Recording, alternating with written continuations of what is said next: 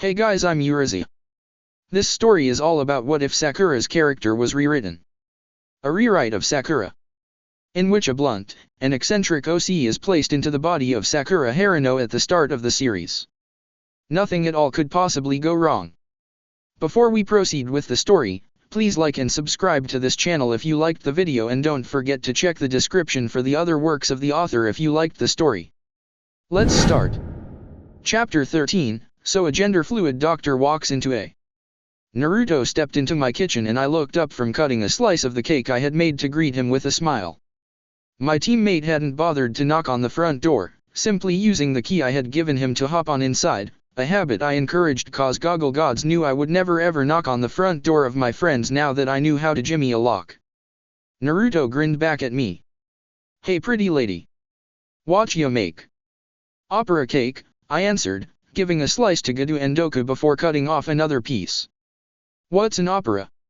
Something that doesn't exist in this world and may never. Then why does it have a cake? I paused. Because it exists in the Goggle Gods' heaven. Naruto nodded his head, accepting my bullshit as fact. He pulled out a plate for himself, and I put a nice slice of the chocolatey goodness onto it. Naruto grabbed a glass from the top cabinet before filling it up with milk, then he took a seat at the table and dug in. I cut off another slice and put it at Bright Heart's seat at the table, because dogs apparently could eat chocolate in this world, and who was I to deny chocolate to my darling angel? The puppy sniffed at it delicately before nibbling on it, her short tail wagging. Bright Heart's fur had mostly grown over her previously bald patches. Her right side of her face was still unfortunately maimed enough that no hair would grow back, and a chunk of her right shoulder blade was the same, but everywhere else had fluffy puppy fur. Mindful of her injuries and sensitive skin due to said injuries, I gave her a bath about once a week to provide treatment. The result was a happy puppy who no longer chewed on her itchy skin, but threw bigger and bigger temper tantrums when I dragged her into the bathroom. Puppy did not like baths. Thanks you for the treat, Sakura Himegata murmured in my head, nearly finished with her slice already. I kissed my index finger, then lightly brushed the top of her head. The blue salamander leaned into my touch, closing her eyes in a show of affection, not unlike a cat. Doku, meanwhile, merely gave a harumph in my head while shoveling his cake. Naruto took a long swig of milk. This is really good. Who taught you to make this? Father, when he was on a sane day, I thought fondly. A crazy man. It was quite an adventure. Involves a padded room on fire. Huh, Naruto responded, tilting his head a childishly cute way. Care to share? Maybe on a drunk night, I answered. You won't believe me otherwise. I have yet to come across any reason not to believe you, Naruto rebutted. I grinned wickedly. Has your sanity fled you, little sunrise? No more whispers of logic to guide you away from the dark side. I'm fully corrupted, Naruto said confidently. Then I shall grant you the right to worship the Goggle Gods alongside me if you pass a test. Naruto gave a crooked smile, a glint in his eyes. What kind of test? Make Kurama-sama smile. Naruto blinked. Who? I reached over and patted his cheek, then kissed the top of his head in fond affection before leaving the kitchen to grab a book I had purchased. It required forfeiting booty grabs for a month, but it would hopefully be worth it. Fuinjutsu I. There were 3 written texts on Fuinjutsu that was allowed to be purchased in any hidden village. It was agreed upon all that such books would be restricted to jonin in purchasing, simply due to how dangerous it was to teach Fuinjutsu to children. While there was no law against it, it was highly discouraged. Learning Fuinjutsu required numerous things that very few people could obtain. 1. Excellent calligraphy skills. 2. Outrageous chakra capacity. 3. Patience. 4. Creativity. 5. A certain level of genius. 6. An honest to Goggle God's natural talent for it, rarer than a blue moon to find outside of the Uzumaki clan.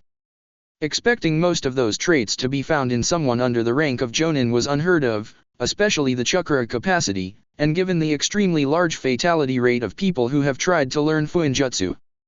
Well, returning to the point, there was no law against teaching a genin Fuinjutsu, but it was highly discouraged by all villages. It made no sense at all to risk their precious cannon fodder on something that likely wouldn't work out. I handed the book to Naruto and he scrunched up his face. Finish this book, I told him. It will be your first step to making him smile.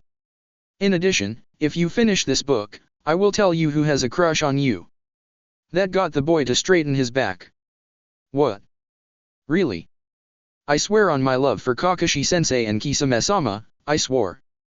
Naruto's eyes widened. Oh, wow. Do you really think I can read this, though? It looks pretty hard. I cupped both of his cheeks. My dear, you are going to be Hokage one day. Becoming a master in Fuinjutsu will assist you in this dream, and the Goggle Gods told me that if you can become a master, you will achieve true greatness unlike any have ever seen. Really? You have my word, darling. I know you can do it. Besides, the Uzumaki clan is renowned for their Fuinjutsu skills. It's in your very blood to do this, my sunrise. Naruto beamed, his cheeks flushed. Okay. I'll do it. Good. Now take a slice of cake to Hina-chan for me, dear. Okie dokie. Once Naruto left, I headed to the hospital to do rounds with Shizune. Since we had returned from the land of snow about 2 weeks ago, now our team had been delegated to training or easy missions morningside, then free time for the rest of the day. There had even been a couple of days that had been entirely left up to us. The reason for rather slow couple of weeks was because Kakashi had been frequently called out to go on S-rank missions. The first few only took a couple of days, but the last one, the one he was currently on, he estimated would take a solid week. So he told us to make sure we kept up on our training, and I wasn't able to do it often, but when I had the free time I headed over to the hospital.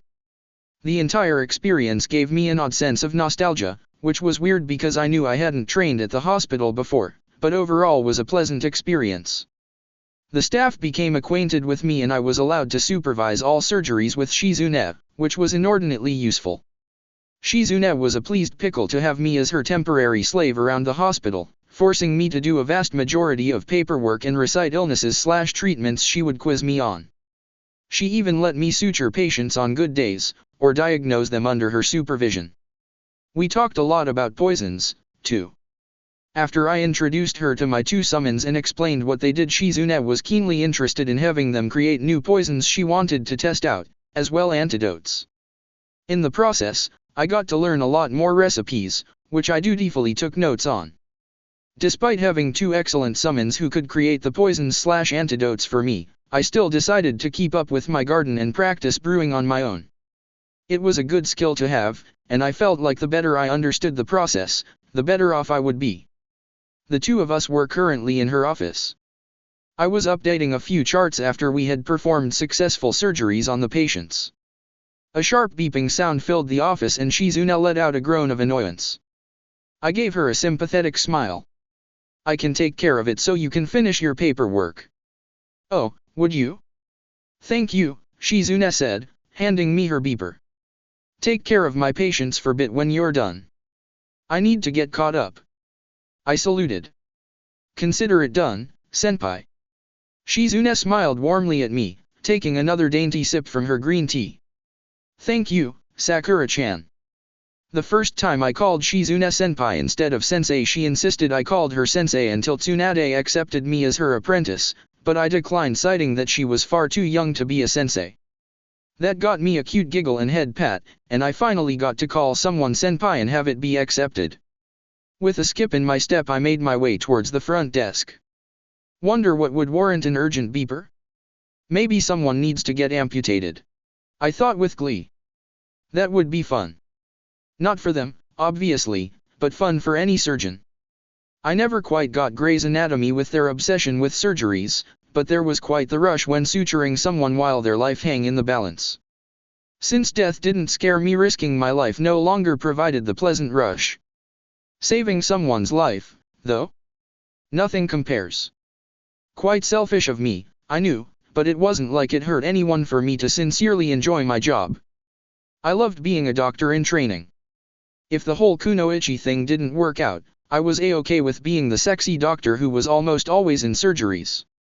I approached the front counter and was surprised to find none other than Anko there. She didn't look banged up or injured, so I didn't understand why the receptionist paged for Shizune as an emergency. Anko noticed me right away and leered. "Hey, cutie." I winked and sauntered up to her. "My venomous goddess, however may I assist you today?" "MN," Anko purred. A little boy wanted to act like a man, but couldn't handle it. Anko gestured to the catatonic man on the floor that was seizing. "Think you could fix him up so the big baddie in the head doesn't bother me?" "I would be delighted to," I told her, honestly excited to try and create an antidote all by myself. Then, realizing that quite a few patients and staff members were warily watching Anko and me, I reached out and took her hand. I brought it up to my lips and conjured my best teasing voice. "Anko-sama," I murmured to her, whispering against the back palm of her hand, "if you come back to my place after work I'll show you the pleasure of an opera delight." How could I say no to that? She purred, her eyes dancing with mirth. We both smiled privately to each other as we felt the horrified and disgusted looks the surrounding staff and patients gave us. Making people uncomfortable was always fun. The man below Anko gave a groan. "Ah, right. Time to play with my new patient." Kakashi's current mission had him out of the village for at least a week. It was absolutely heartbreaking to be without the booty for so long, but I persevered for both our sakes. I even went by his apartment, since I now knew where he lived, and left a sticky note on his door each day he was gone that read, "I missed you today." I even had Naruto sign it with me, and Sasuke signed a few with successful food bribes. I had caught a few glances from the Umbu passing by in the hallway when I left the notes. My beaming smile in return made them scurry away quick enough, though. Our team still met up every morning, however, in spite of Kakashi's unfortunate absence. I made breakfast every morning, and Sasuke and Naruto came over to eat with me. The three of us would enjoy the meal before we headed out to the training grounds. We didn't particularly train together, except for the rare free-for-all spar that was not fun for me since poisons were banned, but rather beside one another. I exercised my chakra control and change of nature, while Sasuke worked on perfecting the Chidori, and Naruto tried to get his Rasengan down with only one hand. There were massive amounts of shadow clones covering the field. A couple hours before noon we would either end the group training for the day, or grab a D-rank mission and then end it. That gave me a chance to work at the hospital, and Sasuke could only take socializing so much in a day, even if we didn't really talk with one another, before he got grumpy and needed to recharge. I wasn't entirely certain what Naruto did every day, as sometimes he followed me home to have lunch before disappearing, and other times he left the training grounds in quite the hurry. Regardless, my days ticked by in relative peace despite Kakashi's cruel abandoning. Hinata approached our training ground fairly early the day after Anko's visit to the hospital. She looked a little dirty, likely only returned from a mission an hour or so ago and hadn't gone home to change, yet but no less beautiful. Her shoulders were set straight, and there was a spark of determination in her eyes that made me smile. I paused in my training, letting the pathetic dirt wall I had formed crumble in front of me. I hopped over the dirt and skipped over to Hinata, raising my arms in an obvious invitation to embrace. Hinata's beaming grin lit up the entire field as she eagerly returned my hug, even squeezing me. "Hi, Hina-chan, what are ya doing here?" I asked her, pulling back enough to properly talk with her, although I kept my arms still around her. Hinata's grin softened into a smile. "Tsunade-sama is requesting your team, she has a mission for you." "Another stupid D?" Naruto muttered, heading over towards us with his hands shoved in his pocket. Hinata shook her head. "I think see. We get to leave the village?" I asked, excited. "Does that mean Kakashi-sensei has come back?" Hinata gave a small shrug. "We should go, then," Sasuke said. "Duh.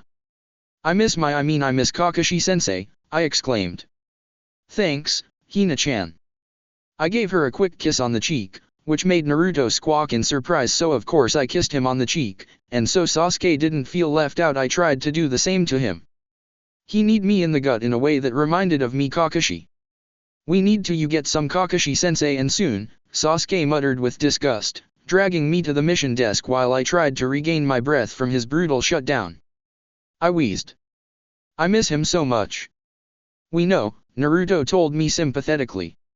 "In the land of tea, every 4 years, the families held a race in dedication to the Todoroki Shrine as part of a ceremonial ritual. Team 7 was given the B-rank mission of escorting the runner throughout the race. Tsunade gave us the order to reach our client by the end of the day, or else face her wrath.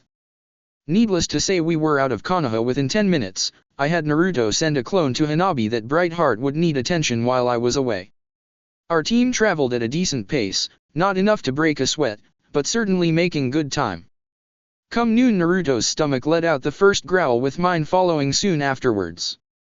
Thankfully our team was near a tea shop, so we decided to enjoy a pleasant meal before running the rest of the way to our destination. We took a seat at a table and the waitress brought each of us strong-smelling black tea.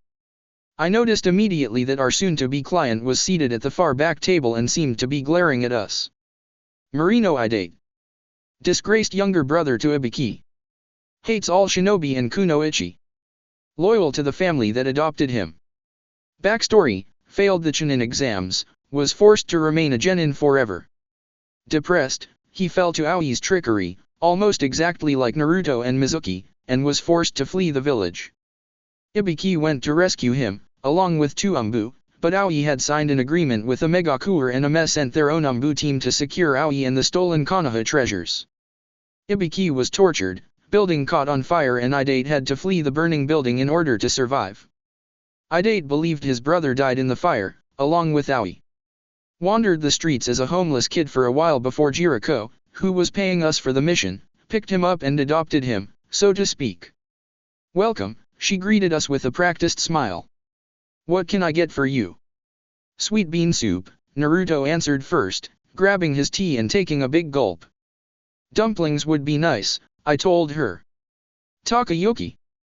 The waitress gave a shallow bow before leaving, and Naruto leaned onto the table and placed both his head in his hands.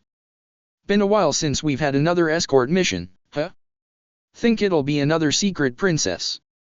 No, I answered for him. We're going to get a whiny brat. Both boys grimaced. Like a puppet at play, perfectly in tune with his unknown script, Idate approached our table. In a loud, arrogant voice he said, having sweet bean soup when it's so nice outside, shinobi sure are carefree. Things must really be peaceful for Konoha to send out such dense-looking guys. With a growl, Naruto stood up and slapped his hand on the table. What the hell is your problem? Completely ignoring Naruto, Idate looked down at me. Hey, I didn't know there was such a cutie here. I take back that previous comment. I'm Marino Idate, what's your name, little lady? I smiled at our client. First, I'm a boy, but thank you for the compliment. Sasuke buried his face in his hands and Naruto looked away to hide his shit-eating grin. Idate was thoroughly surprised. Second, you're the younger brother to Marino Ibiki, yes? I'm sure he'll be quite happy to know where you are. Idate's face paled. What? My brother is alive. And head of T&I responded. Please allow me to introduce my teammates, Uzumaki Naruto, Uchiha Sasuke, and I am Haruno, Ku. Haruno Ku. Idate still looked absolutely thunderstruck that his brother was alive. He actually stumbled back.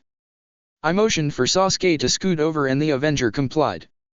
I made room on the bench for Idate to sit with us, and I patted the seat next to mine. We are actually going to be your guards, I told him. The old man hired us to protect you, and I'm sure Ibiki would want us to do an excellent job on his behalf. Idate dumbly took a seat beside me. I can't believe he's alive. All these years I thought I failed him. What happened? Naruto asked, decidedly less hostile now, knowing I was pulling a fantastic prank on our client. He was tricked by a traitor named Aoi, I answered on his behalf, knowing Idate likely wouldn't be willing to share such information. Then I turned towards our client and gave him the most reassuring smile I could muster. Your brother doesn't blame you for what happened. Aoi was Chunin of Konoha, and you had no reason not to trust him. That being said, he does blame you for not letting him know you're alive and well after all these years. I had no idea he was alive, Idate confessed quietly. I thought. I know, I told him sympathetically, patting his shoulder. The Goggle Gods wanted me to grant you this relief. Perhaps you were not meant to be a shinobi, but that does not mean you weren't meant to be a good man. In doing so, I'm sure Ibiki would be proud of you. Idate stared at me for a while longer, then buried his face in his hands. You know everything, then? Yes, I responded. Aoi, the man who tricked you, was hired by the other family you're going to race against. Aoi brought along help, and they want to kill you, Idate.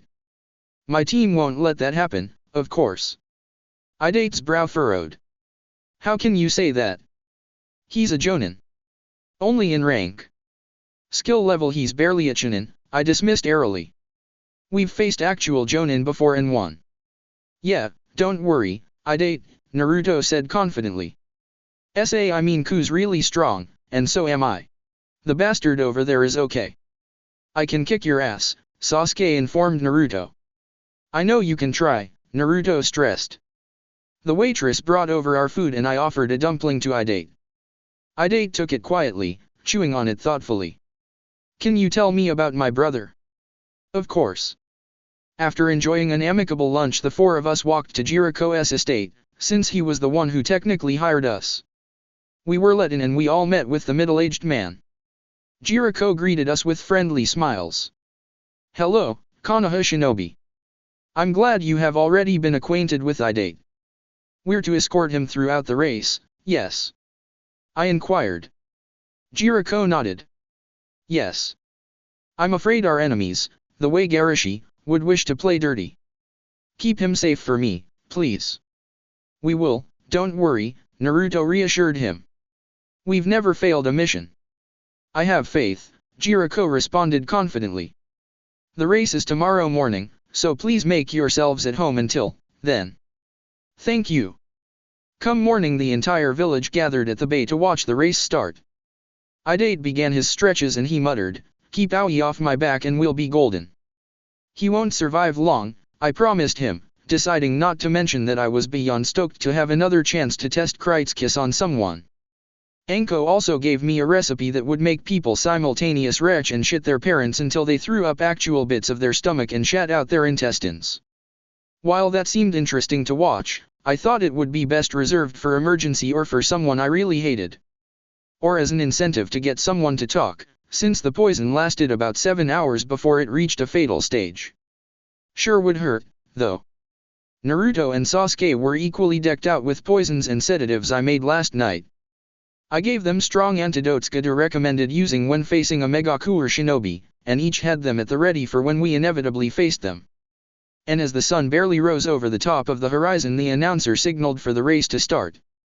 Idate took off in a burst of speed before veering harshly to the left. The three of us followed behind him. Deciding it would be best to play it safe so I could keep up with him, I released the seal on my weight wristbands and ankle bands. The immediate relief followed soon afterwards gave me a significant burst to my speed. After all, each weight had gathered up to 50 pounds, 23 kilograms, so I felt 200 pounds, 90 kilograms, lighter. Could I take a moment to appreciate the absurdity of those weights? Because no way a normal 13-year-old would be able to lift that much, yet I was able to do so in my everyday life. Sure, it was a constant strain on my muscles, and when I took it off to sleep my muscles cried in relief, but still. That was some crazy weight. To be fair, though, I had also been consistently regulating chakra throughout my body in order to keep up with that. Without chakra I would have been down to maybe 20 pounds, 9 kilograms, in each appendage, but I had depressingly small reserves, so Kakashi recommended that I slowly increase the weight and channel chakra throughout my muscles to simultaneously increase my reserves and how much I carried. There were some days I couldn't do that, such as long shifts at the hospital, but for the most part I tried my best to keep up with what he recommended. Still blew my mind. I easily kept up with Idate, though, not even needing to use bursts of chakra at the bottom of my feet to give me boosts. The first time I felt the genjutsu fall over us, I immediately released before tapping my hand on his shoulder and giving him a burst of chakra to release it on him, too. I called back to Sasuke, make sure Naruto's out of it, too. Sasuke gave a sigh before slapping Naruto on the back of the head. We continued on our way without an issue, and within 15 minutes Idate reached his goal point and hopped onto a boat to begin sailing across the bay.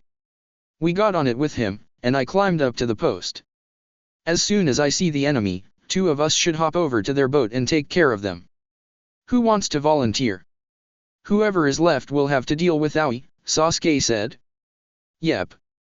Any of us could hold him off, I think, Naruto said, but we should probably have whoever goes over to the enemy boat be strong enough to take them out quickly so we can regroup. Sasuke nodded shortly. I agree. I'll go over. Naruto should go with you, then. I'll deal with Aoi, I responded, then hopped off the post and approached Idate. I pulled out a glass bottle with sludge purple liquid. I need you to drink this. It's the antidote to my poison. When I see Aoi, I'm going to throw down as many poison bombs as I can, and it'll be impossible for you not to breathe them in. Don't worry, the antidote won't harm you. Idate took it gingerly before uncapping it and gulping it down. Tastes like piss. Naruto and Sasuke both took their own antidotes. Naruto grimaced. I always thought it had a more monkey butt taste. Rotten eggs, Sasuke admitted. Life without Kakashi, I answered loyally. You're such a fangirl, Naruto teased. I'm Kisame-sama's fangirl, I corrected him. I am merely Kakashi-sensei's butt advocate. It demands to be treasured like the precious gift from the heavens it is. Right. That's nothing at all like a fangirl, Sasuke snarked. I'm Kisame-sama's fangirl, I insisted. Kisame-sama or Kakashi-sensei? Who would you choose? Naruto asked. I refuse to ponder such a cruel question. Kisame is a missing nin, that shouldn't even warrant pondering. But he's Kisame-sama, I exclaimed, as if that explained everything. To me, it did. You haven't even met him, yet. I thought you said you were a boy, Idate pointed out. My sexual identity is fluid, I dismissed. Idate didn't really know what to say to that. I see the boat, Sasuke said, and lo and behold there was a boat trailing behind us. Without another word Sasuke leapt over the railings and ran on top of the water towards the boat. Naruto followed soon afterwards and I waved goodbye to them for the moment. Idate and I continued sailing in relative peace and quiet for another half an hour before we spotted the land up ahead.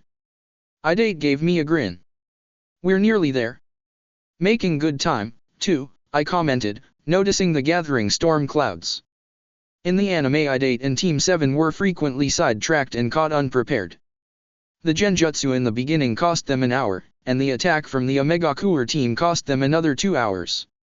The enemy runner barely made it to the shore a little before Idate, so that meant they were at the very least over an hour behind us. Aoi likely didn't leave his client to try and get ahead, misbelieving we would be successfully delayed and he would be able to get ahead. As it were, our team would reach the shrine first. Idate reached the shore, and docked the boat. Your teammate's gonna be okay. Don't worry about them. Let's get you to the shrine first, I told him. Idate nodded firmly. Okay, try to keep up. I won't let you out of my sight, I promised. Idate took off in a sprint. We traveled for about half an hour, and the storm finally arrived. It rained heavily, but I never sensed any chakra inside of the rain, so I wasn't worried. Idate arrived at the shrine, climbed up the stairs, and grabbed the item required to complete the race. Idate shot me a grin and a thumbs up, and then off we went again to bring the item to the finish line. To my complete and utter surprise Idate and I never ran into Aoi, and I didn't see my teammates again until after the race. Idate crossed the finish line without any more fuss and his entire adopted family, and the villagers, cheered with much joy. Since the race was over, and our contract was technically complete, I decided to leave only a single clone with Idate before heading off to find my teammates. I backtracked along the race and ran into Naruto and Sasuke talking amicably and walking slowly. Naruto waved his hand excitedly and cheered. Hey, Sakura-chan. Looky, looky. He held up Aoi's head. I whistled. Wow. I was wondering why we never ran into him. He was guarding the other racer, Sasuke explained as he approached me. He held out a slim notebook over to me. They caught up to us after we dealt with that Omegakuer team. He thought he could take us out and then catch up to Idate. He was an arrogant prick, Naruto stated firmly. Thought the gas bombs were smoke bombs and actually stood in them. Oh my. I took notes for you, Sasuke said. It was quite the process. He died within the hour, though. I opened the notebook and found Sasuke's neat and detailed handwriting. He cried blood. It was gross, Naruto confided. That's interesting. Wonder what part of the poison caused that, I murmured. Thanks for the notes, Sasuke. It wasn't a problem. I know it's important, Sasuke admitted. Keiko-san had piles of notes on poisons she made. I smiled at him. Thank you again. He shrugged. Naruto scratched his cheek with his free hand. Did I date win? Nodding my head, I responded, yeah. Did you guys recover Aoi's weapons? Weapons? They repeated. He didn't use any weapons. Oh, boy. He's got some legendary artifacts and weapons on him. Including a sword of lightning made by Tobirama. Shit, was all Naruto said. Sasuke sighed. I'll be right back. Honestly, you two should know by now to strip the bodies, I scolded. You remembered to get the head for the bounty, might as well get some free supplies out of it, too. Naruto gave a grossed out noise. We didn't take the head off. It fell off. Really? Yeah, it was super gross. Ugh, I moaned with unhidden envy. I really gotta see the full effect next time. With a mission complete, our team headed back to Konoha, with Idate promising to write to his brother. Thankfully Sasuke was able to recover the sword and our trip back was completely uneventful. Kakashi-sensei! I screamed with utter glee. For too long I hadn't been able to see my beloved sensei, and oh, I hadn't realized how much I missed him. I threw myself at the young man with enough force that I felt his chakra spike to dig into the ground so he didn't topple over. My arms circled around his neck and my legs wrapped around his waist. I nuzzled into the crook of his neck, perfectly content for the moment. Kakashi placed an arm around my waist, offering me a surprising amount of support while I body hugged him. With his other hand he patted the top of my head. Hello, Sakura-chan. How are my favorite minions? Welcome back, sensei, Naruto greeted, a bright smile on his face. How long will you be back? Please say forever, I murmured. Kakashi gave me a consoling pat on the back. For today and tonight, at least. I thought I'd check on your guys' progress before I get called away again. Sasuke gave a small shrug. We've been training on our own, and recently finished another C-B mission. Sounds like quite the story, Kakashi commented. An idea popped in my head and I leaned back from my pent-up nuzzles.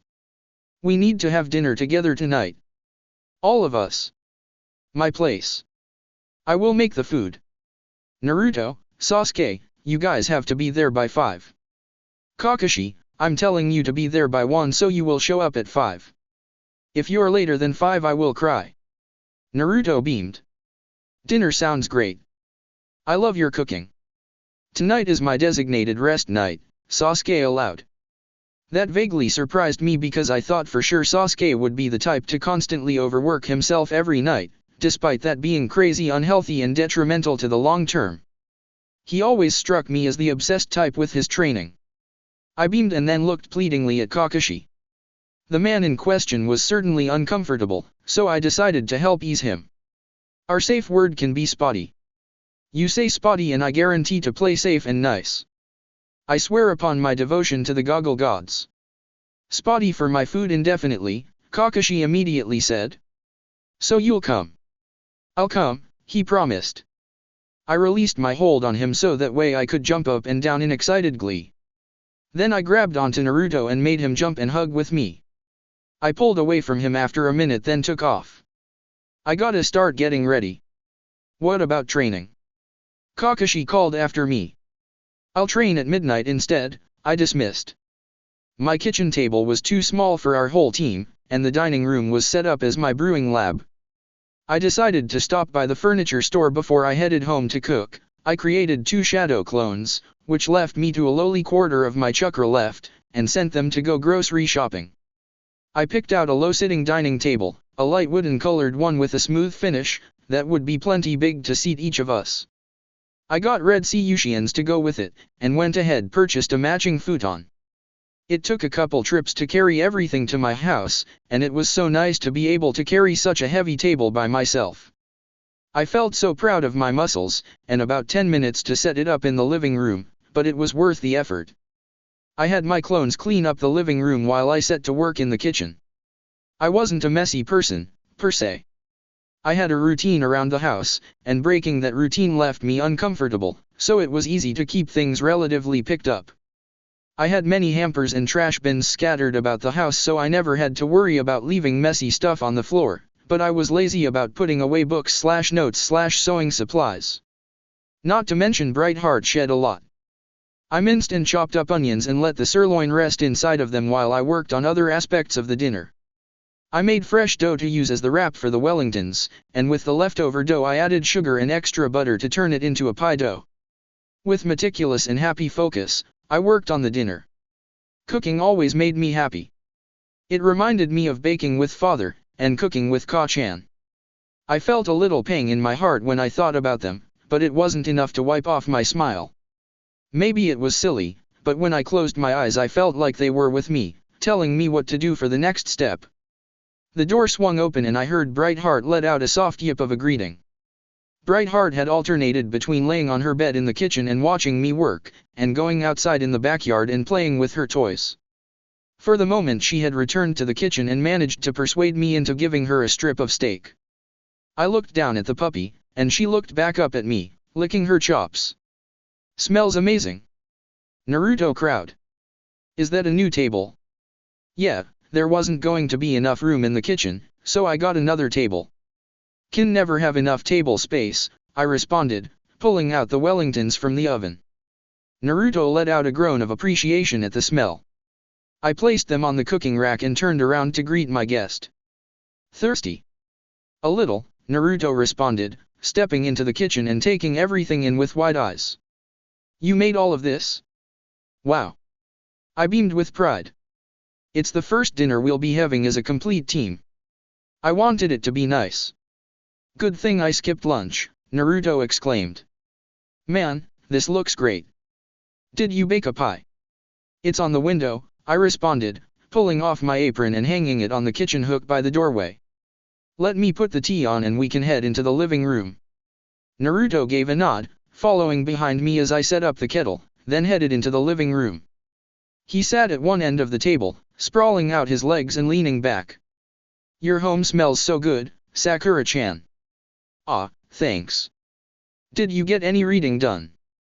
Naruto smiled and nodded. "Yeah. It's really hard, and I have to reread the same paragraph a couple times to get it, but I won't give up."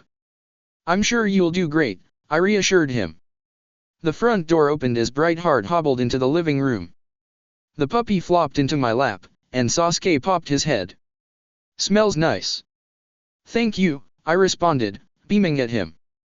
"Come sit with us, the tea's almost done. When Kakashi-sensei arrives we can eat." "He better get here soon," Naruto said. "I'm starving." Sasuke took a seat beside Naruto. "What's for dinner?" "Beef Wellingtons, mashed potatoes, inari sushi, cabbage rolls, fried curry buns," I began listing off. At their expression, I offered them a sheepish smile. I wasn't sure what everyone would want, so I made everything. Whatever isn't eaten I can use as leftovers for my lunch. "What's a Wellington?" Naruto asked. "Try it and find out," I told him. "I think you'll like it." There was a polite knock at the door. I hollered, "It's forever unlocked, come in."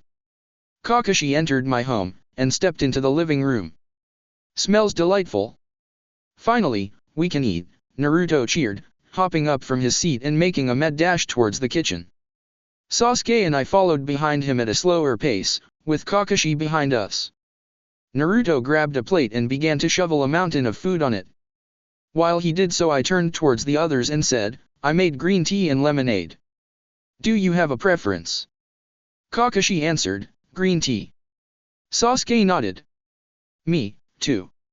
I got their drinks and brought them over to the table, along with a teapot and pitcher, while they grabbed their food. By the time I grabbed my plate of food and made it back to the table, everyone was seated and waiting. I grinned. "Dig in." Thanks for the food, they chorused. And what a perfect dinner it was. Dear Sakura. Zabuza and I are fine. He insists that he does not love May, and if you bring it up again he will leave the harem. I promise to remain a part of the harem regardless, though. Thank you for your recipe on brownie cookies, we both love them. On a side note, it seems that May actually found us and has become the new Mizukage. She wanted to personally invite Zabuza and I back into Kirigakure. Zabuza was exceedingly polite with her. Zabuza is never polite with women. I believe I must join you in shipping them together. Yours. Haku. Dear Sakura. Hello. I remember you. Naruto fought well against me. Thank you for the compliment. I would like us to be friends. I will join your harem. Sincerely. Gaara. Dear Sakura. See the enclosed script I have for an upcoming movie about a forbidden love between a teacher and student. Interested in going to the premiere? Thanks for the sketches. Takano. Extra. Kakashi stared at his sticky noted covered apartment door and felt a combination of embarrassment, annoyance, and affection. He wasn't used to having such, openly affectionate people in his life, and it would still take a while before he was completely comfortable with it. That being said, part of him enjoyed it a little. It reminded him of simpler times. Times before he took his first life. Before his father. Before Obito. Before everything went to shit. It's nice to think about those times. It'd been a long time since Kakashi thought about happy memories. So despite it being an annoyance, and despite being thoroughly embarrassed, Kakashi took down the notes with care. He wouldn't throw them away, he decided. He'd put them in a box and hold on to them. It'd been a long time since he got to keep something that made him happy. Maybe it was finally okay to do so? Chapter 14, Saving Princess Duckbutt. Well, I wasn't there for the exams, but there were many opinions of support for you all, Tsunade began. I stood in between Sasuke and Naruto, with Hinata next to Naruto, and Shikamaru next to her. We were all in Tsunade's office, bright and early a few days after our team had returned from the mission in the Land of Tea. Tsunade's amber eyes swept over each of us before they settled on Sasuke. Sasuke, you were clever in the first part of the exam, using deceit to steal the answers. In the second part your team cleared the stage within 24 hours, a feat not to be dismissed so easily. You were decisive in your preliminary match, and displayed combat skills of at least Chunin rank. While it was a shame the final round concluded before we could see more of your skill, your teacher gave enough of a recommendation for you that the council agreed with your promotion. Congratulations. Sakura. You saw through the first exam, barely phased from Ibuki's intense psychological warfare. You single-handedly eliminated half of your competition in the second stage, and showed tactical planning and impressive combat skills in your preliminary match, as well as in the final rounds. You have earned your promotion. Congratulations. Naruto. Luck got you through the first round, but you proved your combat skills were Chunin level when you faced against Kiba. You did not sustain a single injury in the final round because you did not need to reveal yourself to your enemy. I have personally seen you in combat, and you certainly have the charisma to lead a team. With Kakashi's recommendation, and my own, it is agreed you will be promoted. Congratulations. Hinata. Your boldness and loyalty for fellow shinobi is impressive, especially as it contradicts academy reports. Your growth has caught the eyes of many, and the fact that you were able to lead your team through the second stage was not unnoticed. You dealt with an opponent that, on paper, should have easily beaten you. You won, though. You have a critical mind, impressive taijutsu skills, and the courage and loyalty to lead. You have earned your promotion. Congratulations. Shikamaru. You saw through the first exam, and lead your team to victory in the second stage. You were decisive in your preliminary match, and you understood when it was time to surrender in the final round. Asuma highly recommends you for a promotion, citing that you have already lead your team through difficult missions, and are more than ready for the responsibility of Chunin. You have been promoted. Congratulations. The sheer amount of pride that rolled off of everyone in that room was stunning. Tsunade waved her hand over to a stack of flax on her desk. Take your flak and leave. Ah, Sakura, stay behind. Naruto and Sasuke glanced over at me and I gave them a big smile. Let's meet up for breakfast, okay? K. Naruto gave me a thumbs up. Come on, angsty boy. Let's have ramen for breakfast. Sasuke slugged Naruto. We're not eating ramen for breakfast. As my teammates filed out and Hinata gave me a beaming smile before she left, I turned back towards Tsunade. How can I help the pretty lady? Shizune has been talking up a storm, Tsunade said slowly. I'm not in the mood for another full-time apprentice, but I suppose I can train you during free time. Shizune will oversee your training the rest of the time. I bowed to her. I would love any assistance you can provide, Tsunade-sama. Good.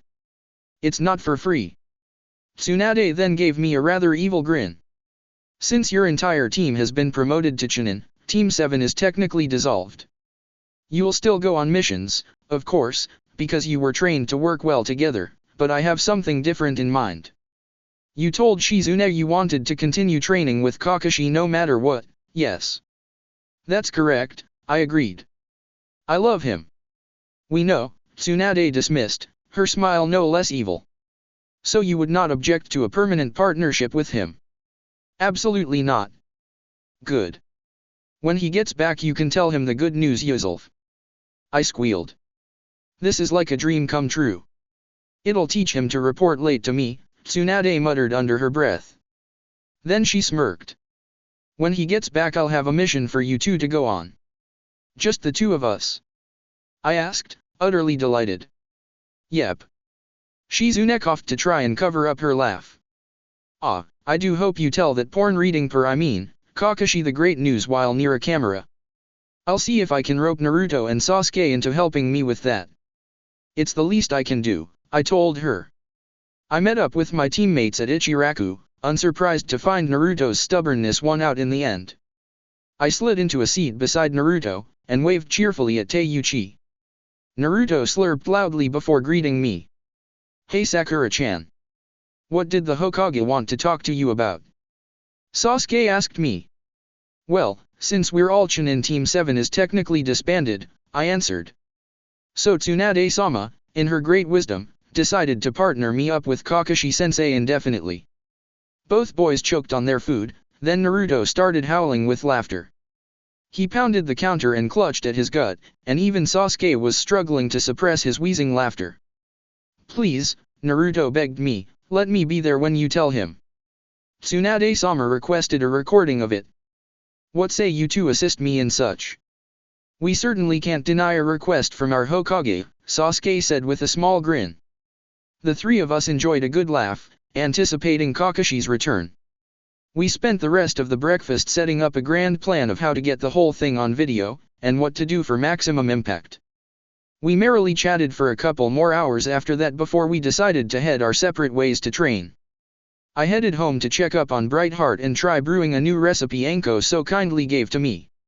When I came through my front door, Brightheart gave a happy bark and hobbled over to greet me. I bent over and kissed her nose. I scratched the good girl behind her ears, then changed into some stretchy and comfortable clothes so I could do yoga in between brewing processes.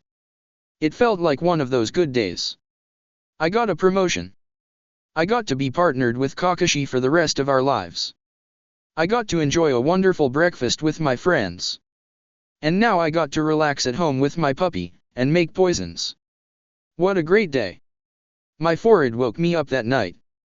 It itched and burned to a rather significant degree that it jolted me awake from my sleep. I reached up a hand to scratch at it, confused why the center of it felt so incredibly uncomfortable. My scratching did nothing to appease the itch, and then after another minute of solid discomfort the sensation went away. That's weird, I thought. Brightheart stirred beside me, the sweet puppy nuzzling deeper into my side and giving a tiny bark in doing so. My gaze softened and I reached out and pulled the covers further over her. She slept in the same bed as me, and loved it when I tucked her into bed. A quick glance at my clock told me it was a little before midnight. Despite it being so late, I felt wide awake. There was a nagging thought in the back of my head. Something was definitely off. Did I leave a burner on? I carefully got out of bed, taking mind not to wake up my little heater. I put on my fluffy bunny slippers and an even fluffier robe before I headed downstairs into my dining room turned brewing room. I examined my equipment with sharp eyes before confirming that nothing was amiss with them. I headed into the kitchen next, then to my front garden. Nothing at home seemed off. So why was there a wiggling thought worming its way through my mind? What was wrong? I decided to go for a run around Konoha. Maybe I would see something that would catch my eye. I changed into my training gear, flexible and breathy shorts with a comfortable training bra perfect for dealing with the crazy hot summer days in Konoha, then tied my headband in the same manner as Kennen, Sakura, and slipped on my worn sandals then headed out. Nothing immediately caught my eye. I jogged at an easy pace, my gaze sweeping across the street in search of an explanation to why I felt so odd. My forehead itched again, and I ignored it. I circled around Naruto's apartment before heading to Kakashi's, then Sasuke's place. I felt Naruto sleeping soundly in his home, and of course I didn't sense Kakashi in his apartment. Oddly enough, I didn't sense Sasuke at his place, either. For some reason that bugged me.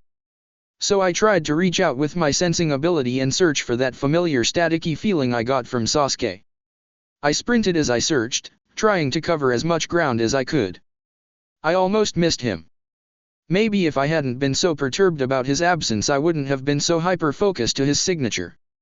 When I found him, I ran as fast as my legs could carry me, releasing the seals in the process.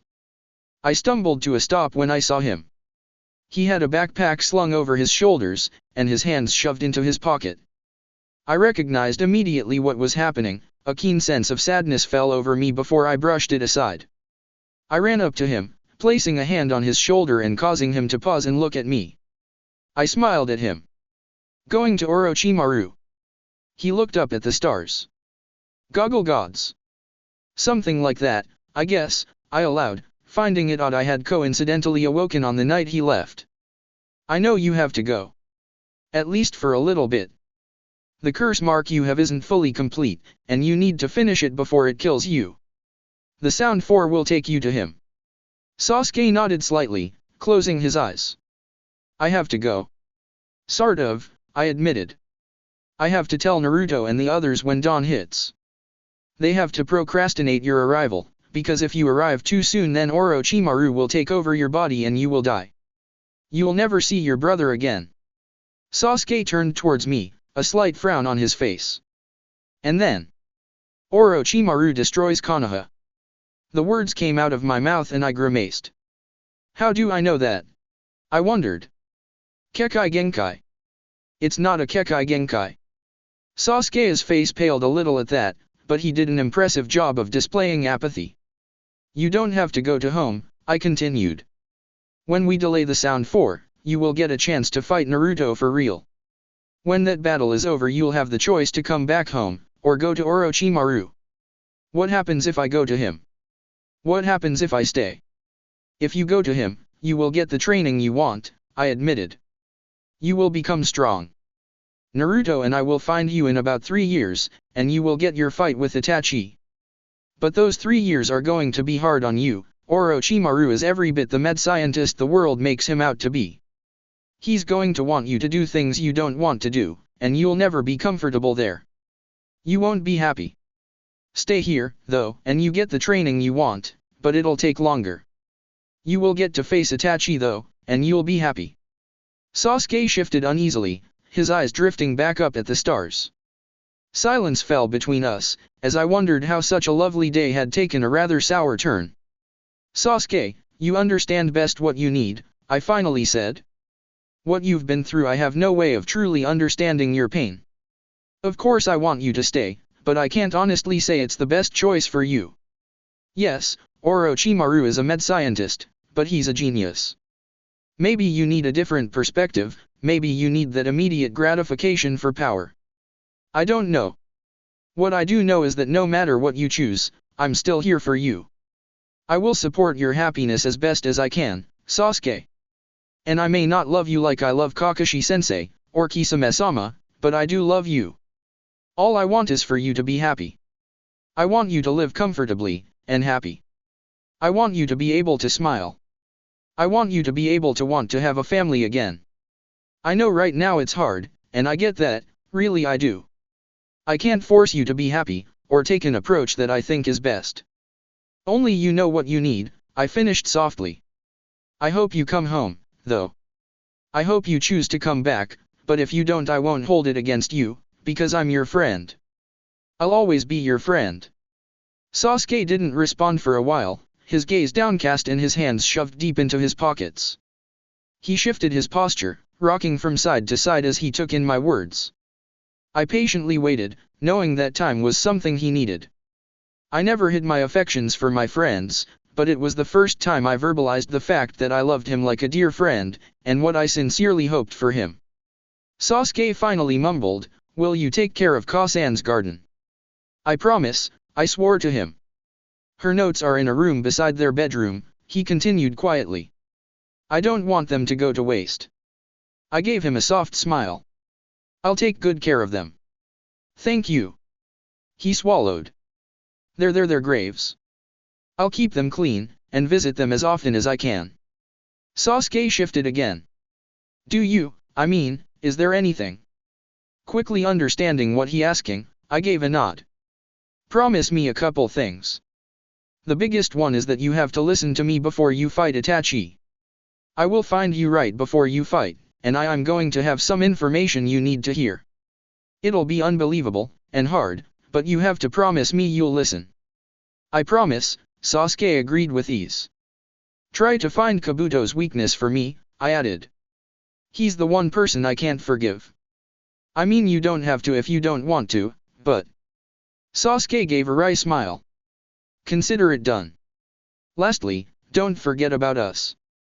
Naruto and I care a lot about you, and when we see you again in 3 years you better not be a dick and try to kill us."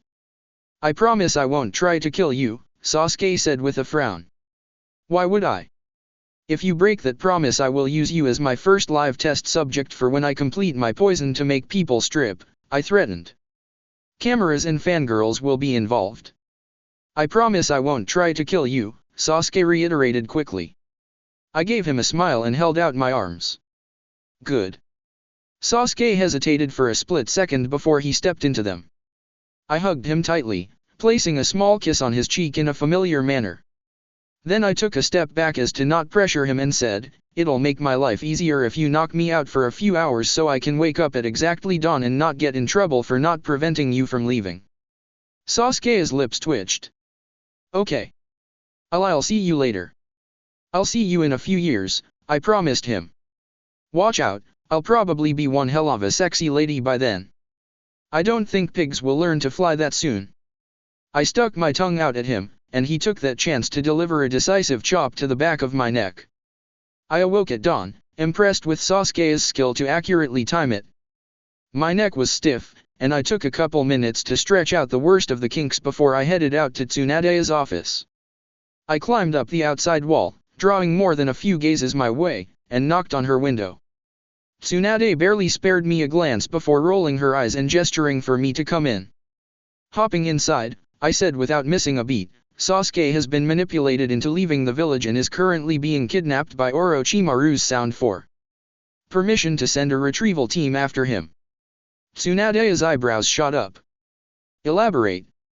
And so I did. By the time I was done Tsunade's expression went from anger, to irritation, back to anger, and now settled on sheer annoyance. "It's interesting how Orochimaru knew the passcode to the ceiling barrier around the village again," I commented. "Your goggle gods know something about that. That's a story for another day. A day that involves Jiraiya-sama, then created privacy seals, and a few other individuals," I answered vaguely. "And as far away from this tower as possible." That got a raised eyebrow. "You don't think my office is secure?" I mouthed, "I know it isn't." Her eyes narrowed. "Interesting. We'll discuss it further when you get back from your mission, I'm sure." "I'd love to," I answered honestly. "May I please form a team to retrieve my silly teammate?" "Of course. We certainly can't let Orochimaru get his hands on one of our own," Tsunade agreed. "That being said, I don't have any jonin to spare for you. I was thinking about myself, Naruto, Team 8, Team 9, and Team 10. Tsunade made a small humming sound. If you think you can deal with elite guards of Orochimaru with them, by all means. This mission is ranked as S, so no one should give you grief. I saluted to her. Roger. Naruto, my darling. I cried out, swinging open his front door. Naruto sat up with a snort from his bed, rubbing the sleep from his eyes. He blinked blearily. Wasn't that locked? Yep, I responded. Let's go. Orochimaru kidnapped Sasuke. What? Yeah, we gotta go. Make a bunch of shadow clones and gather everyone on Hina-chan's team, and Shikamaru's team. I'll get Guy's team. Meet me by the front gates in half an hour. Alright. Half an hour later we had our tired team members. I assessed the group and then gave them a splitting grin. Alright, we're going to be facing some opposition. The Sound 4 are going to prioritize getting Sasuke to Orochimaru, so they'll likely follow a plan of sacrificing one at a time to slow us down. We'll leave 2 behind each one to defeat them, while the rest carry on. Hina-chan and I are going to be the first ones to stay behind, I told them. This way I'll be able to follow behind you guys and provide medical assistance after you've won your battles, and you are going to win, because losing is not an option and y'all are too amazing and precious. I want Hina-chan to stay with me because she'll be my heavy hitter. You okay with that, my sweet princess? Hinata smiled at me adoringly. I'll protect you, my queen. I awed at her and couldn't resist patting her cheek. You're such a cinnamon roll. Did the Goggle Gods tell you more about these Sound 4 assholes? Naruto asked me. The what? Who? What? I ignored the majority of the questions, choosing instead to answer Naruto's. Yes. The first one we will face, Hinata and I, is a berserker-style and brainless brute. He'll be easy to outmaneuver, and I'm hoping Orochimaru didn't give him immunity to poisons because he seems like a great candidate to finally see Krite's kiss in person. Naruto looked properly grossed out at the mention of my favored lethal poison. The only girl in the group is a genjutsu specialist, and Shikamaru and Choji should do well against her. Neji and Tenten would be best against the archer/spider boy, he's the one with the dark hair in a ponytail, and Kiba and Shino will be fine against the twins. That'll leave Lee to handle the 5th member who will show up towards the end as a pleasant plot twist. Naruto blinked in confusion. Wait, what about me? Sasuke's curse mark is going to make him extremely aggressive by the time we get to him, so you'll have to bitch slap him down to make him come home, I explained cheerfully. How can you know this? Shikamaru asked. Sakura-chan always knows about this stuff, Naruto answered flippantly. The Goggle Gods see the future and tell her about it. Hinata nodded her head. It's true. S.A.chan specially prepared me to fight Neji-Nisan, even if I did not know it at the time. At that, Neji's eyebrow rose. They knew you were destined to fight me. Hinata actually narrowed her eyes at him. Neji-Nisan, what did I say about using that word around me? Then in holy smokes, it must be a cold day in hell because pre-time skip Neji winced at Hinata. I apologize, Hinata-sama. Hinata smiled in return, the misplaced annoyance gone from her face in that instant. Accepted, Neji-Nisan. I'll forget about it, too, since S.A.chan's knowledge can be hard to take. You get used to it, though, Naruto said. And she's never wrong. Shikamaru steepled his hands together in his signature pose, his eyes darting between the 3 of us before settling on me. Kekai Genkai. A shot of panic made me jump at his words, color draining from my face and my heart starting to pound. Hush. Please. Not a Kekai Genkai. The group as a whole seemed surprised at my outburst. To be honest, I was, too, but Shikamaru didn't push for more than that. He raised his hands up in a gesture of peace. Okay. Let's simply treat what you have as given information. The source is unknown, but has been reliable in the past. As a group, do we trust this information enough to rely on it? I trust it with my life, Naruto immediately said. Sakura-chan has never been wrong before. Hinata nodded firmly. I trust S.A.chan. Lee gave the group a big thumbs up. I'm sure our beautiful cherry blossom is reliable. I trust the information. Obviously I trust the information, I put in.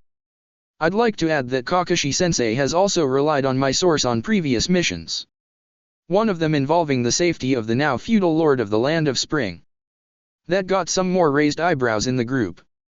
If that guy trusts it, then so do I, Kiba said, reaching up and scratching Akamaru's head. Ka-chan always said he had the instincts of our best hound. I will trust this source of information. Why? Because an elite member of our village has relied upon it in the past, and our comrades support it now, Shino stated firmly, his soft voice carrying an impressive weight on the group. Shikamaru nodded. Despite the absurdity behind it, given the track record, and I suppose my own instinct plays a part in this, I vote to trust, as well. Choji immediately added, I'll vote to trust the information, too.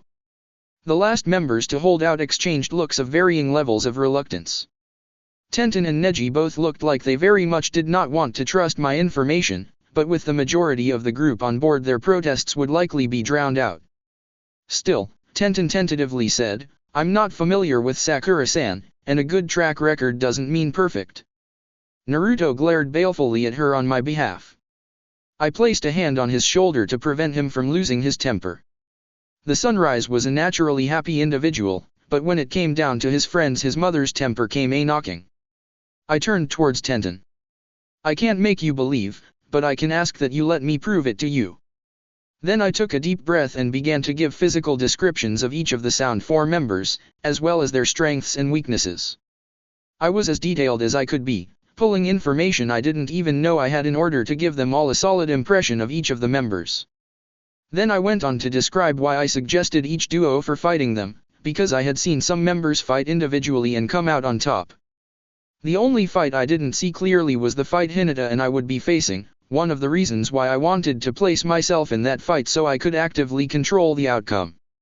By the time I was done, the group was silent. Shikamaru was the first to break the silence by saying, that's extensive knowledge. It's not a Kekai Genkai. He held his hands up again, likely realizing how uncomfortable that association made me. It doesn't matter at this point, anyway. We'll proceed as if the information is reliable, and go from there. We don't have a lot of time, so we'll cement a plan as we move. Let's go. As a group we turned and sprinted out of the gates of Konoha. Our group moved as one as we took off into the trees. We leapt from branch to branch, with myself and Shikamaru in the lead. It went unsaid that I was in charge of the mission, but I appointed Shikamaru as second in command. Naruto looked like he wanted to protest, but seemed to think again and didn't. I was impressed by such, recalling how boisterous and rash cannon Naruto was by that point. Did I really influence him to grow differently? It was interesting to see what I had already affected. Hinata was the biggest point. The once shy girl was brimming with confidence and looked far more like her adult counterpart than her pre-time skip counterpart. Her shoulders and back were kept straight, and her stutter virtually vanished when it was only us two. She was still perpetually kind. I doubt anything would ever take away her kindness and soft-spoken, but there was a fire in those eyes that I knew I put there. Naruto was another obvious change. As I thought before, his canonical counterpart was brash, loud, and thoughtless at times. While my ball of sunshine was most certainly still loud and blunt, he was considerably more thoughtful and showed off a surprisingly keen mind under all that boister. I wasn't sure how I had changed him to be more strategic than punch-happy. I never thought in a million years he would have fought Kiba without ever personally stepping in, but lo and behold he did, but it was a pleasant surprise. Sasuke was a bit harder to see any difference. He seemed happier than his canonical counterpart, but it was hard to be certain. I knew he was definitely more open-minded to teamwork, and frankly relied on me more so than Kennen, Sakura, purely because of the goggle gods, I was sure. That being said, he still got his curse mark, and he was still heading off to Orochimaru. Well, I knew he would definitely go to Orochimaru if he got the curse mark, since that's what he did the last 10, 15, 30. My brow furrowed as I tried to finish that thought. Since that's what he did the last. Last what? Last time? Last 10/15/30 times. That doesn't make sense. Why would you think that? Sakura? Oi, Sakura. I blinked, jolting out of my thoughts. Huh? What? I said, Shikamaru drawled out, "Can you explain why we should split up again?" "Oh yeah. They're going to leave behind one person at a time to slow us down regardless," I answered him. "Their goal is to get Duck Butt to Orochimaru by any means necessary. They'll gladly sacrifice their lives for that goal, they're zealous for him. Leaving behind one person to prevent us from going on is a no-brainer for them." Shikamaru gave a slow nod. "It would make the most tactical sense. And you think you and Hinata should stay behind to deal with the first threat?" "I'm the only authorized medic on the team," I answered. "I need to stay behind the group." "All the more reason you should stay with the majority, then," Tenten pointed out. I shook my head. "Then those that we leave behind will be without assistance. It makes the most sense for me to stay behind for the first target, then follow up. That way I'll be able to reunite with every duo that stayed behind and tend to their injuries before moving on. If I stayed with the group I'd have to backtrack to help, or worse they'd be entirely without medical assistance. Hina-chan should stay back with me, since she's one of the only 2 people on the team that has experience fighting with me, and she'll be able to help me track you guys down." "It'd make the most sense to do that," Hinata said. I am sure SA-chan and I will be able to deal with Jirobo." It took us longer than I cared to admit before we came across the Sound 4. As a team, we dispersed around the 4, planning on flanking them in a pincer attack. The elite guards of Orochimaru, however, noticed us straight away and threw explosive tags at each of us. It forced us to tumble away from the tags and out into the open for a proper confrontation. "There's too many," Seikon snarled out. "Detain them, we have to get Sasuke to Orochimaru." Jirobo slapped his hands on the ground, and surprisingly quickly summoned forth his infamous dome. The dome rose up around us. Immediately a few of us pulled out our glow sticks and illuminated the darkness. I heard Neji and Hinata silently utter Byakugan, followed by Hinata's sharp intake of breath. "The entire structure is laced with chakra," Neji explained, examining it with narrowed eyes. "How about below?" Naruto immediately asked. Hinata hesitated a moment. "The ground is saturated with Jirobo's chakra, as well." "Sakura-san said this thing self-regenerates, right?" Tenten inquired, pulling out a kunai and slicing at a portion of the wall. The wall immediately began to heal the cut close. She let out a whistle at that. "Wow." Naruto shot her a smug look. "Sakura-chan is never wrong." Tenten was abashed. So far you're correct." "I'm sorry if I insulted you." "It's fine," I reassured her quickly. "I'm hard to insult. Anyway, let's get out of here quickly. Hina-chan and I will take care of this fellow, and we'll catch up with the rest of you." "Okay," Shikamaru agreed. "How do we get out of this thing?" "It can't regenerate indefinitely." "Naruto," repeated Rasengan's, "should do the trick." Naruto gave me a boyish grin and saluted. "On it." As soon as we burst through the dome, Hinata and I threw down some heavy smoke screen upon Jirobo. "Go my future sex slaves minus Naruto because he's Hina-chan's future husband." "Future what?" I heard Naruto call out in the mist. "Nothing." Hinata practically screamed. "I thought you said future husband?" "We're getting married." "Go, you dumbass." Kiba shouted at Naruto before I heard a resounding smack and Naruto curse. "At least let me propose first, Sakura-chan." "Don't spoil it." Naruto called out, his voice starting to sound distant. Hinata started wheezing. When the smoke cleared, the 2 of us stood facing Jirobo, who was glaring at us. "You think you 2 are enough to deal with me? I'll clean you up quickly before hunting down your friends." "That's unlikely," I disagreed. "If you renounce Orochimaru-senpai, though, we'll let you live." "Senpai?" Hinata asked me, still red-faced and wheezing. "He's crazy." "I admire that." "How dare you?" Jirobo blustered. "Orochimaru-sama is a genius, not insane. Mere plebeians such as yourselves simply can't appreciate him." I squawked at that. "I am a dedicated lover, I'll have you know. I can appreciate everyone and anyone fine and dandy." "Even Kabuto?" Hinata asked. "Sheesh," I told her, surprised she remembered my outburst towards the bastard who defiled my future harem. "It is a thing, not a person. Of course, Hinata placated me. I relaxed. Glad we have an understanding. Ah, here, drink up, dear. I pulled out 2 vials of antidotes and passed one to Hinata. Hinata uncapped it and sucked it down in one gulp, wincing at the aftertaste. I followed suit, then the 2 of us turned to Jirobo. Okay, say hi to death for us. Jirobo sneered. That's. I threw down one of 3 biggest poison smoke balls I had and the entire area flooded in thick, heavy, purple smoke. Hinata's Byakugan activated in that split second and she dashed towards Jirobo. I sprinted with her, knowing Jirobo would try to escape the massive explosion of poison gas, and that we needed him to stay in it for a bit longer. I wasn't relying on the poison to really affect him, though that'd be great if it did so much as obscure his visibility to the point that he couldn't see Hinata at all. Hinata would be able to see him perfectly fine, though, and all she needed was one jab to the heart to take him out. Throwing down my second explosion, I knew I had covered enough of the area that it would take a solid minute before he could escape the gas. I lost Hinata in the process, unfortunately, but I had faith in her abilities. There was a sudden grunt up ahead and I moved towards it. Another grunt echoed across the clearing, followed by a loud masculine shout of pain. The ground rumbled underneath my feet, and I steadied myself. Then a giant dirt wall shot up in front of me and I immediately jumped onto it. It climbed high up out of the smoke, and I could see Jirobo standing at the top of it, panting heavily.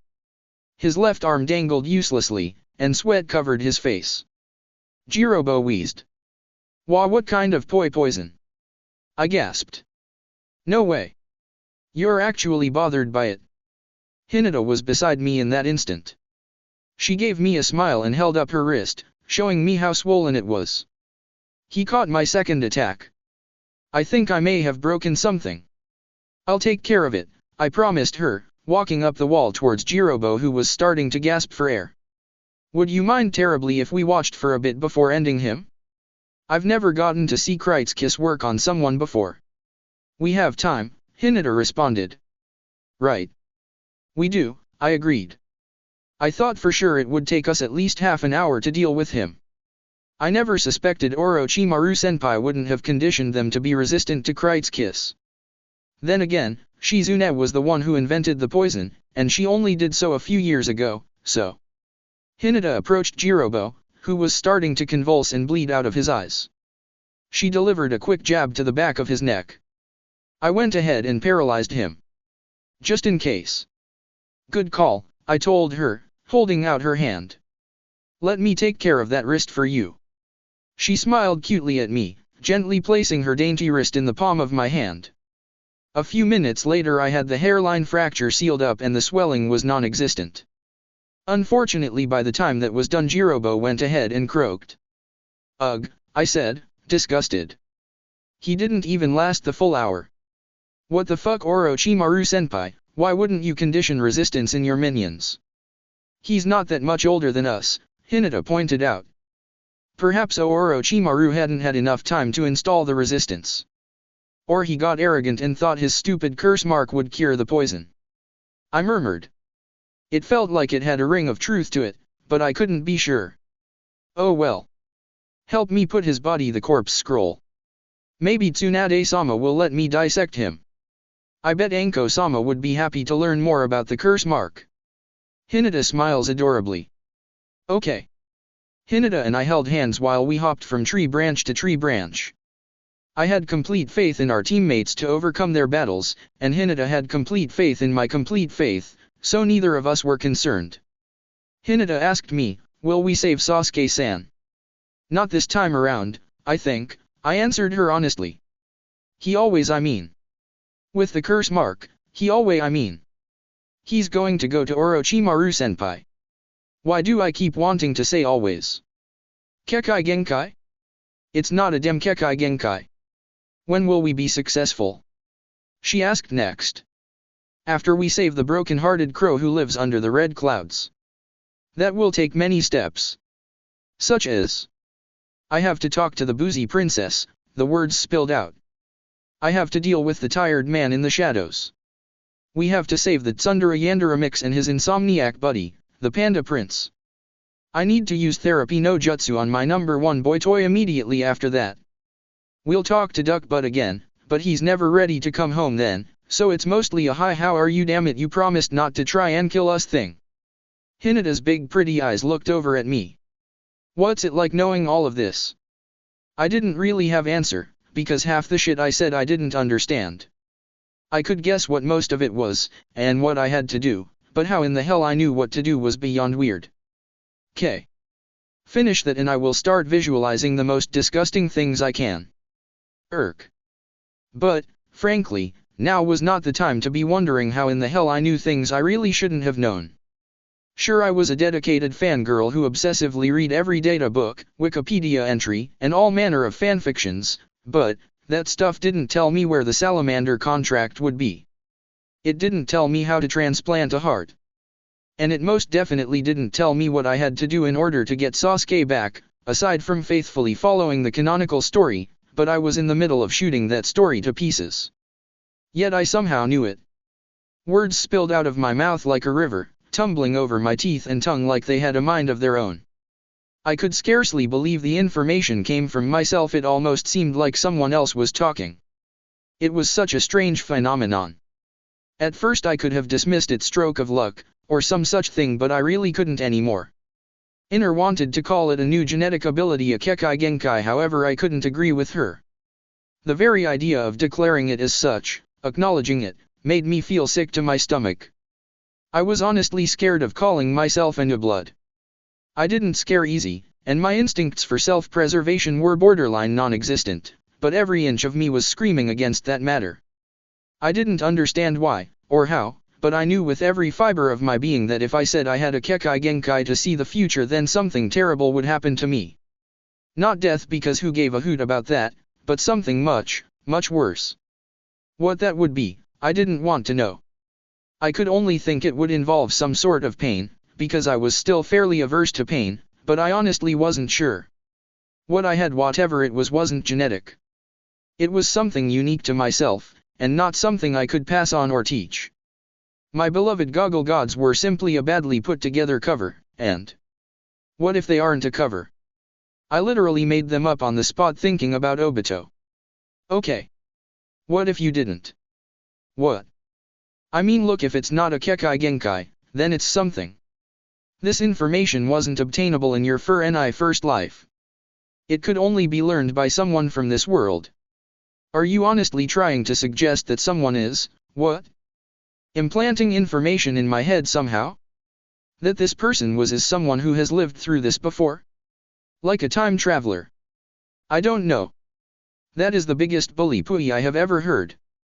That doesn't sound even close to the truth. Yeah. I mean, I don't know what else to think, though. Neither do I. If I didn't know any better, I'd say I had lived through all of this before.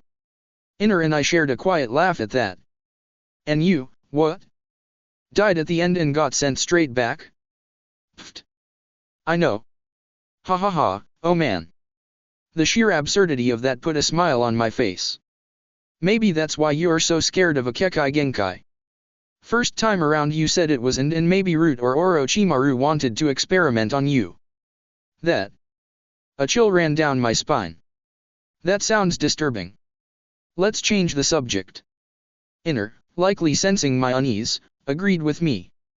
We turned towards putting together a list of who had the best booty in the Naruto-verse, then we went on to put together a multiverse list of the best booty.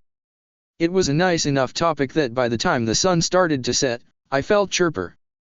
Hinata and I traveled in the dark for about half an hour before we stumbled upon Neji and Tenten.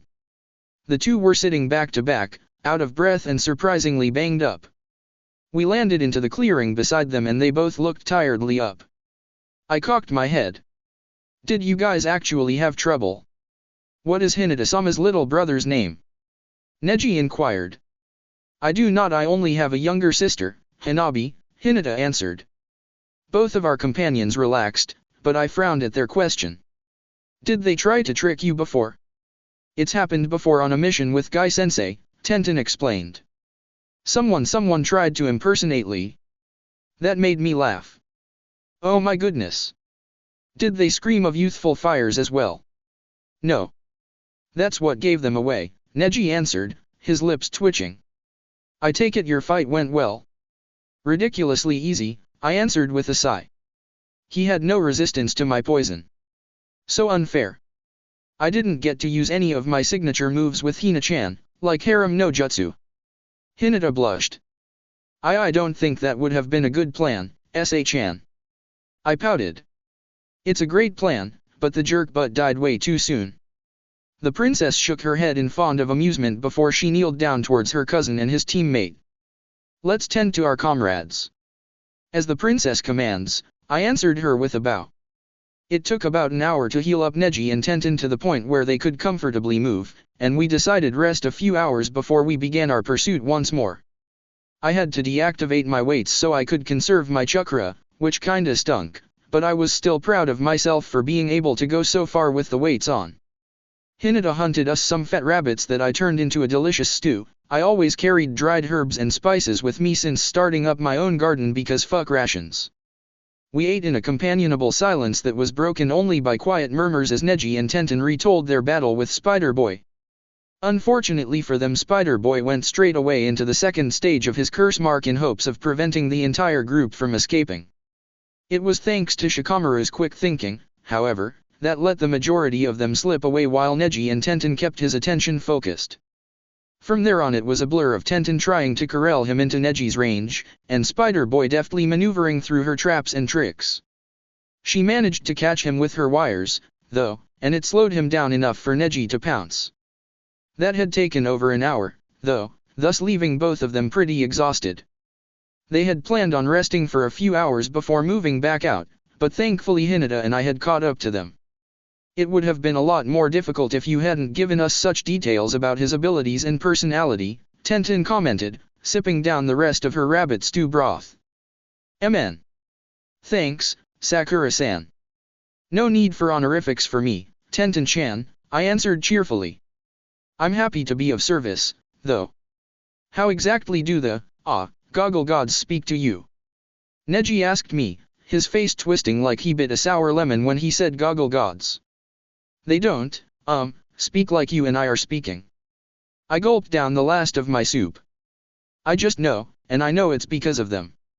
Like you look up at the sky and you'll know if it's going to rain, or stay sunny. I know that because I learned how to read cloud formations, though, Neji pointed out. I scratched my head. I don't know how else to explain it. Words pop into my head and sometimes right out of my mouth before I can even think about it. That sounds kinda freaky, Tenten said. Does it ever scare you? Only when people say I'm a new blood. Why? Wouldn't that be amazing? It's not, Hinata and Neji cut in sharply. Tenten's eyes widened. Why wouldn't it be? New bloods are crazy rare, and you can even start your own clan from it. I know a lot of civilian families that would be beside themselves with glee if they had any new blood members. If the new blood is a minor without a guardian, or is a registered shinobi of the village, then the council owns them, Neji explained quietly.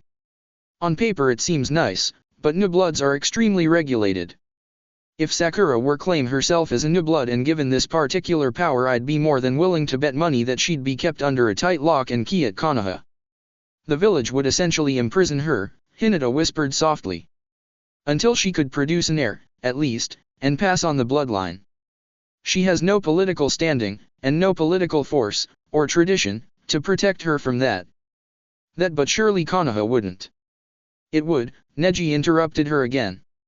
Konohagakure will always view the forest over the single tree.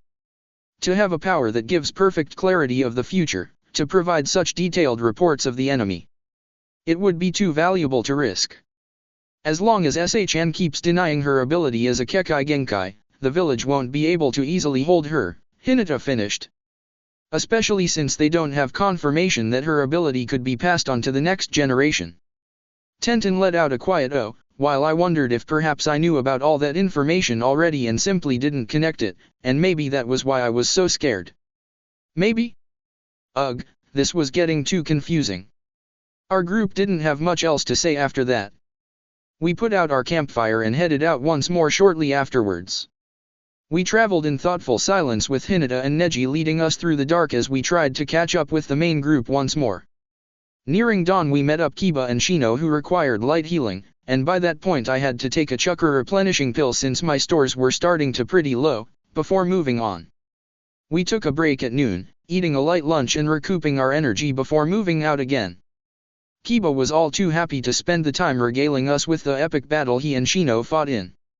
By early afternoon we found Shikamaru and Choji who were only just then putting Tayuya in a body scroll.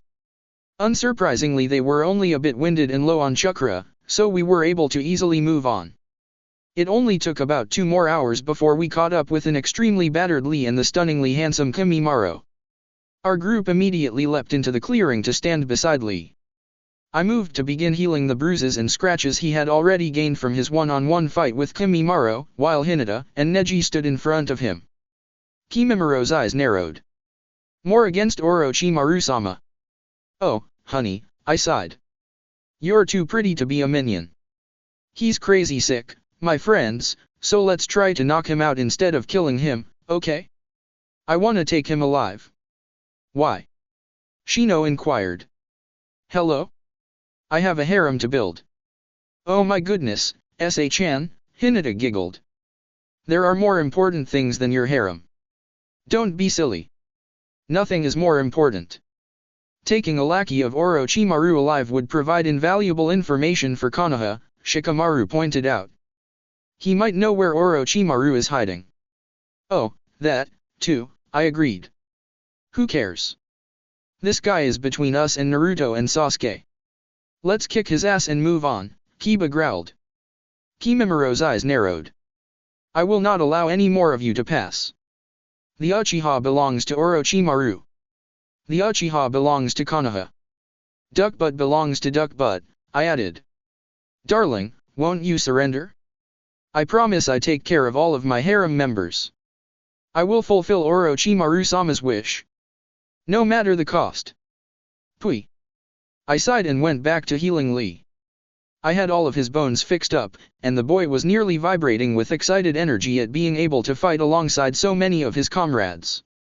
I, on the other hand, would likely be depleted of my meager chakra reserves after finishing him up. I reluctantly decided to sit the battle out and try to recover what little chakra I could in case Naruto get more banged up than anticipated. I patted Lee on his back. There you go, sweetie. Have fun. Lee leapt up and gave me a thumbs up. Thank you, my cherry blossom. I will endeavor to take this man alive for you. Thanks, I said, blowing a kiss at him. You're a cutie. The poor boy turned 10 shades of red and stammered something that was inaudible. It was hilariously adorable. I'm going to sit this one out and, I guess get started on dinner, I said, half to myself. I'm about out of chakra. I could go for some venison, Choji sighed. I'll see what I can find. That's it for part 8. Thank you for watching and see you on the next video.